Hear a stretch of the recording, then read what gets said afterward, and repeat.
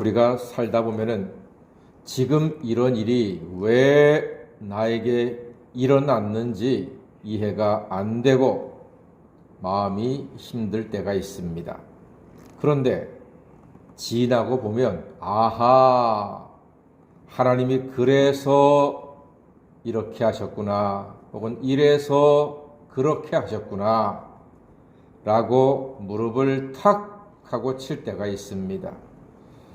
그때는 몰라도 나중에 아는 거예요.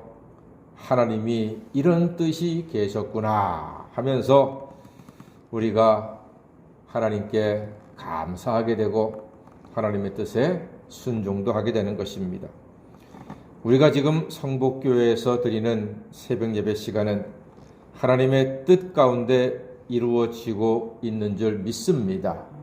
지금은 또 몰라도 나중에는 왜 나를 이 새벽에 깨워서 기도하게 하시는지, 왜 이 새벽에 말씀 듣게 하시는지 하나님의 뜻이 다 이 속에 감추어져서 드러날 때가 있을 줄 믿습니다. 오늘 가이사 아구수도가 영을 내려서 천하가 호적을 하게 되었습니다. 그래서 요셉도 임신한 아내 마리아를 데리고 베들레헴으로 갔습니다. 이 일이요, 말처럼 그렇게 쉬운 일이 아닙니다. 나사렛에서부터 베들레헴까지는 약 150km, 서울에서 대전까지 가는 먼 거리입니다. 지금이야 KTX가 있고 고속도로가 있고 그리고 또 시외버스, 고속버스가 있어서 편하게 쉽게 갈 수 있지만 그 옛날에 기차가 있습니까? 버스가 있습니까? 자가용이 있습니까? 그냥 대부분의 거리를 걸어서 가야 합니다. 혼자 가는 것도 아니고 임신한 아내를 데리고 가야 합니다. 배가 불러오는 아내를 데리고 그 먼 길을 간다고 생각해 보십시오. 아마도 호적하러 가면서 다른 많은 사람들처럼 요셉 부부도 왜 하필 지금 호적령이 내려서 라고 하면서 불평도 하고 짜증도 내지 않았겠습니까? 그런 상황에서 짜증 안 나는 사람은 없을 거예요. 얼마나 가슴이 답답했겠습니까? 자, 그런데 여러분 기억나십니까? 이 호정령과 그리고 이 대이동은 미가 선지자를 통해서 이미 예언된 베들레헴에서 한 아기가 태어날 것에 대한 하나님께서 예정하신 일이 이 호정령을 통해서 지금 이루어지고 있다는 사실입니다. 그러니까 요셉과 마리아는 그 당시에는 너무 힘이 들지요. 임신한 부부가 그 먼 길을 가서 호정령을 해야 했으니 그때는 몰랐는데 나중에 깨달은 거지요. 아하, 이래서 하나님이 그렇게 하셨구나 하고.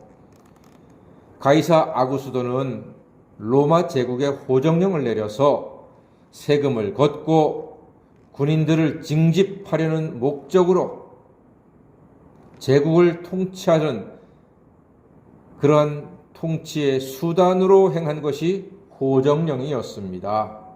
그런데 그 호정령을 하나님께서는 구세주로 오실 아기의 탄생을 예언했던 말씀을 이루시기 위한 수단으로 삼으셨던 것입니다. 놀라운 일이지요. 이 세상의 통치자는 자기 권세를 가지고 백성을 호령하면서 호정령을 내렸습니다. 그리고 힘없는 백성들은 꼼짝없이 자기 고향으로 가서 호적을 해야만 했습니다. 안 그러면은 벌금을 많이 내거나 두들겨 맞거나 감옥에 가야 하니까 울며 겨자 먹기로 다들 고향 가서 호적을 했습니다. 가이사는 그 모습을 보면서 천하가 자기의 말에 벌벌 떨면서 움직이는데 아마도 큰 쾌감을 갖지 않았겠습니까? 내가 가이사다. 내가 가이사인데 누가 내 말을 거역하느냐. 뭐 이런 자부심 분명히 있었을 겁니다. 하지만 하나님은 그 가이사의 세속적인 계획을 아기 예수, 구주 예수의 탄생을 위한 수단으로 사용하셨던 것입니다. 우리 옛날에 손오공 이야기 잘 알고 있습니다. 손오공이 온 하늘을 날면서 큰 절벽에다가 표시를 하고 왔더니 그게 누구의 손바닥이었습니까? 부처님 손바닥이었잖아요. 그리고 큰 절벽에다가 표시했는데 그것은 부처님의 손가락이었습니다. 제 아무리 먼 하늘을 날고 뛴다 해도 손오공의 그 움직인 폭은 부처님 손바닥이었다 이겁니다. 여러분, 가이사가 온 세상을 뒤집어 놨더니 결국은 그게 누구의 손바닥이었습니까? 하나님의 손바닥이었습니다. 하나님의 손바닥이었습니다. 자, 우리 5절부터 7절까지 말씀을 한번 읽어보겠습니다. 뭐라고 되어 있습니까? 시작. 그 약혼한 마리아와 함께 호적하러 올라가니 마리아가 이미 잉태하였더라. 거기 있을 그때에 해산할 날이 차서 첫 아들을 낳아 강보로 싸서 구유에 누였으니 이는 여관에 있을 곳이 없음이로라. 아멘. 예, 결국 아기는 성경의 예언대로 베들레헴의 한 마구에 태어나셔서 온 인류를 구원하기 위한 하나님의 뜻이 이루어지는 역사의 퍼즐이 지금 잘 들어맞게 된 것입니다. 여러분, 여러분의 남편들, 또 여러분의 교회, 여러분의 자녀, 여러분의 친구, 직장 모두 하나님의 뜻이 이루어지는 가운데 허락된 것임을 깨달으시고 하나님께 늘 감사하시기를 바랍니다. 불평하고 원망하지 마시고 짜증내지 마시고요. 먼 길 호적하러 가는 요셉과 마리아처럼 힘들다고 왜 하필 지금이냐고 왜 하필 호적이냐고 짜증내지 마시고 그 힘듦을 통해서 하나님의 뜻이 이루어지게 되는 줄 믿습니다.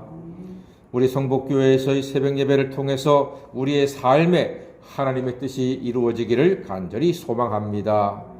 우리의 모든 삶을 통해서 하나님의 뜻이 이루어지고 하나님이 영광을 받으시는 우리 모든 새벽 예배자가 되시기를 주님의 이름으로 간절히 축원합니다. 아멘. 기도하겠습니다.